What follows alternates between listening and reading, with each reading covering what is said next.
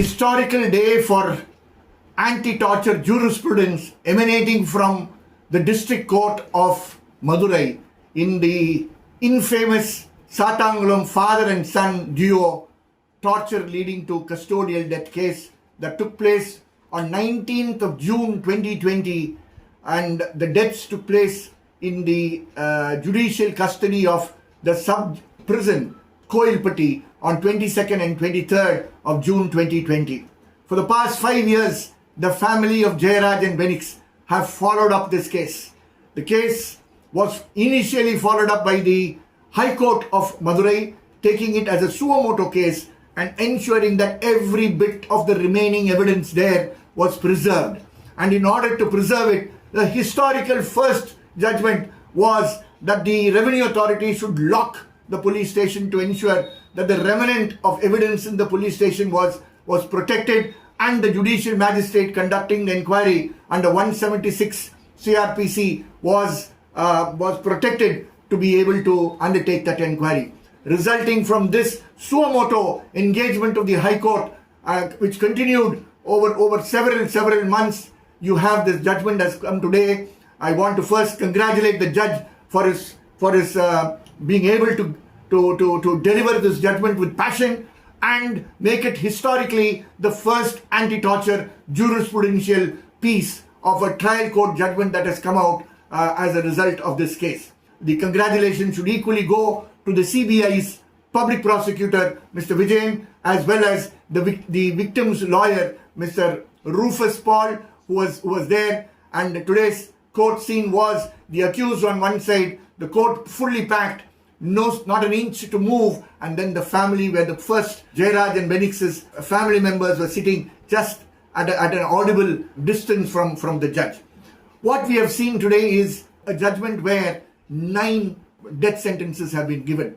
I don't want to go into death sentencing at this time, but I want to also reiterate that none of us who are fighting torture, none of us who are fighting custodial violence ever call for death sentence. Death sentence is not going to rehabilitate Sridhar and company. We are convinced that it is very deterrent punishment, and that is being beautifully argued by the judge in the sentencing part of his judgment today. He says an ordinary life would not have taught them lessons. They would have scorned at the court and said, we will come out in 14 years and we will carry on. That fear should come into the police, because there are so many standards, protocols, guidelines, etc., which have all been completely violated in this case, and therefore not every case comes up to this stage, and therefore I want to use this opportunity to show a deterrence and therefore treat it as the rarest of rare cases. This is the argumentation that the judge puts forth for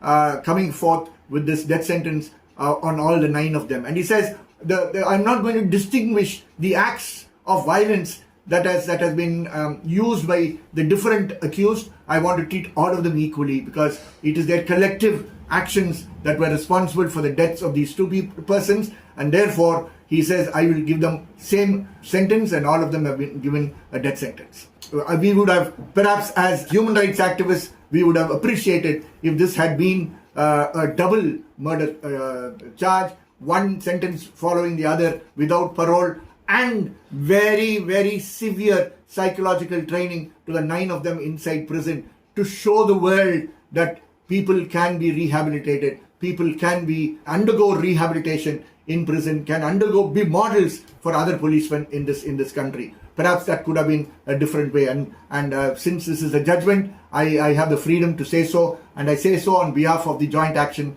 against torture, which was born out of the sad torture and death of Jayaraj and Benix in Sathankulam.